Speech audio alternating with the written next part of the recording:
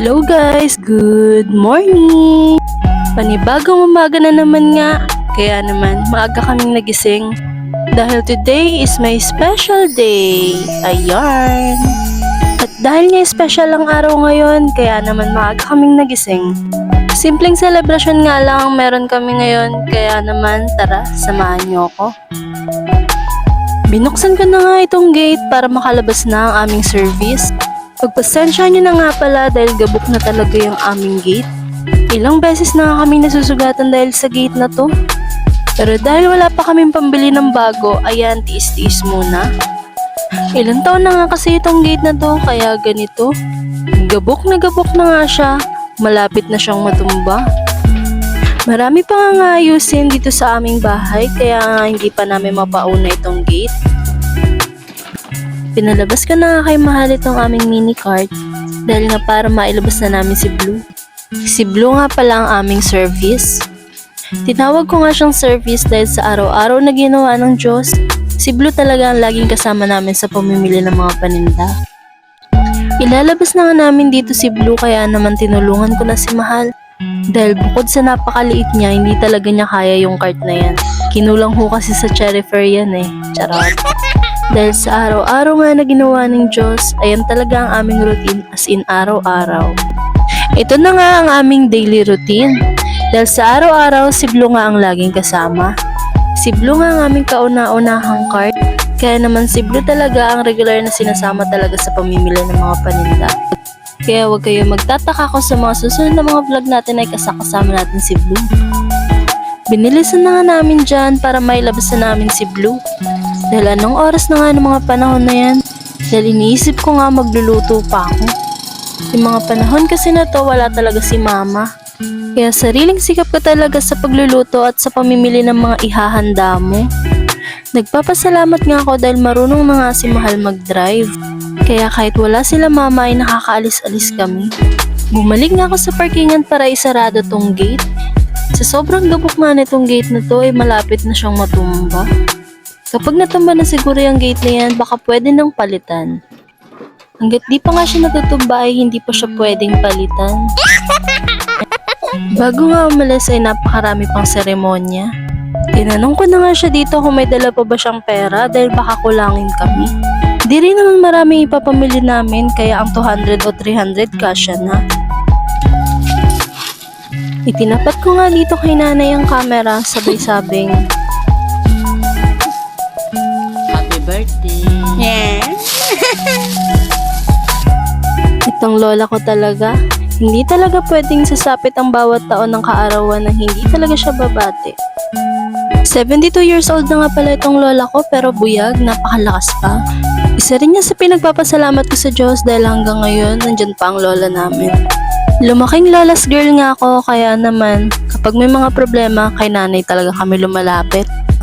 Dahil sa kahit anong problema mapapinancial man o problemang personal ay nandyan talaga siya palagi.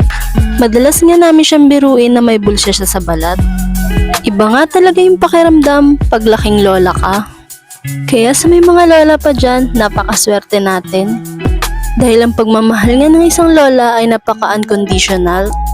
Sabi nga nila, isusubo na lang nila, ibibigay pa sa atin. Balik na nga tayo dun sa topic natin dahil dito paalis na kami. Pagpasensya nyo na nga pala yung itsura ko dyan dahil wala pa talaga akong ligo. O aminin nyo o maalis din kayo ng walang ligo.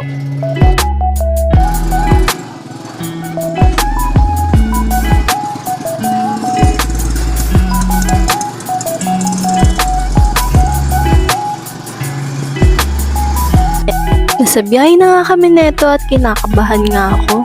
Naniniwala kasi ako sa sinasabi ng mga matatanda na kapag birthday mo hindi ka pwedeng umalis-alis.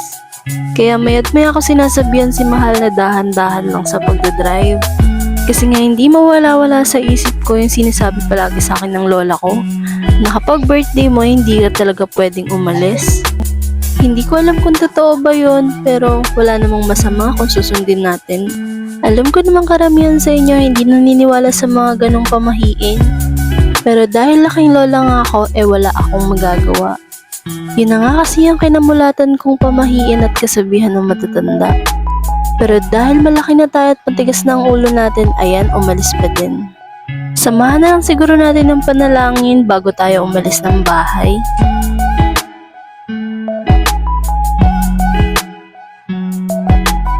May papakita nga ako sa inyong magandang view kaya tignan nyo. Dito nga sa kalsada na to ay kitang kita mo ang dagat. Pinaghating ilog at dagat nga to guys. Low tide nga ng mga panahon na to kaya kitang kita mo yung buhangin. Masarap nga dito tumambay lalo na sa gabi. Napakahangin nga rin dito guys kaya napakasarap mag-relax. Katabing barangay nga lang namin to kaya minsan dito din kami tumatambay. Mas maganda nga pala dito tignan kapag gabi. At dahil nga seaside to, masarap talaga dito pag gabi at mahangin. Marami nga nagta-travel na dyan tumatambay para mag-picture. Attracted nga talaga siya dahil nga tabing kalsada. Medyo maulap nga lang ng pagdaan namin dyan kasi medyo maulan-ulan. 2,000 years later. Nakauwi na nga kami ng bahay neto at nakapagluto na rin ako ng isasahog sa pansit. Nakalimutan ko nga pala kayong i-update dun sa tindahan. Nabisi nga ako sa pamimili kaya nga hindi na ako nakapag-video. Nakalimutan ko kasi na nagba-vlog nga pala ako. Hayaan nyo na, dito na lang kayo bumawi. Nakasalang na nga yan at hinahalo-halo ko na dahil nga malapit na yung maluto.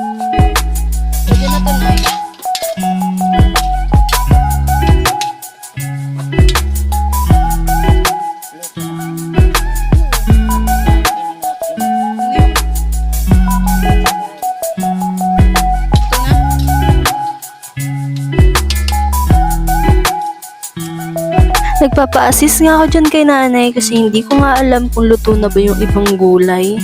Tinakpan ko nga ulit yan dahil ang sabi ni nanay hindi pa nga daw yan luto.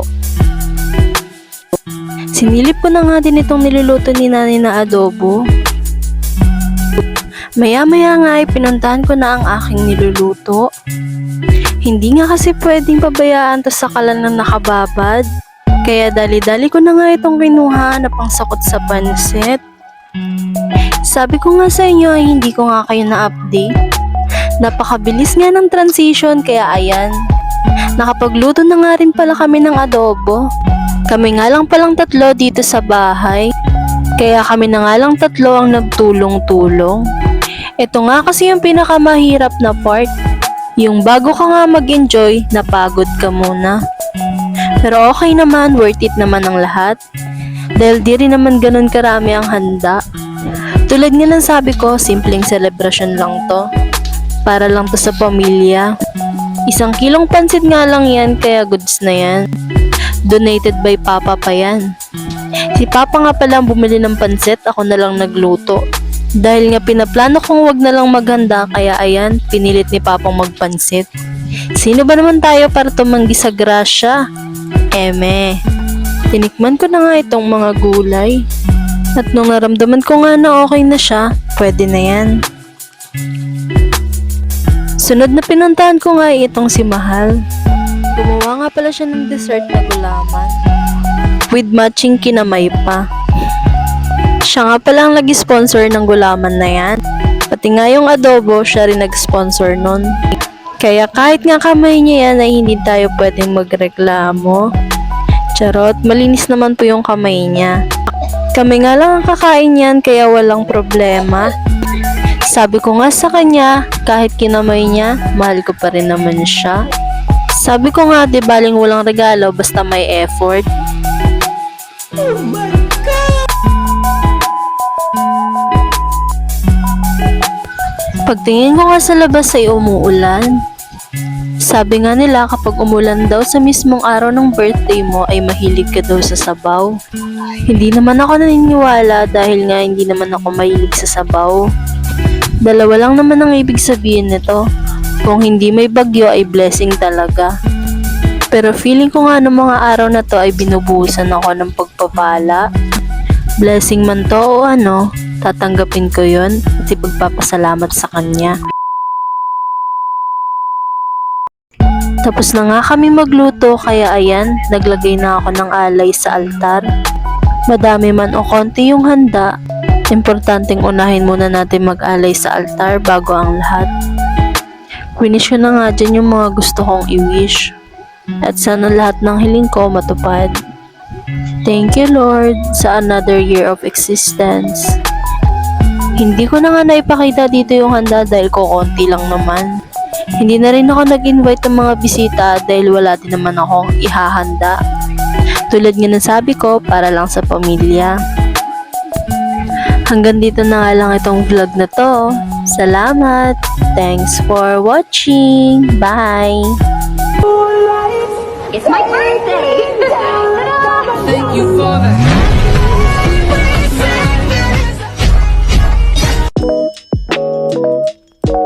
Thank you.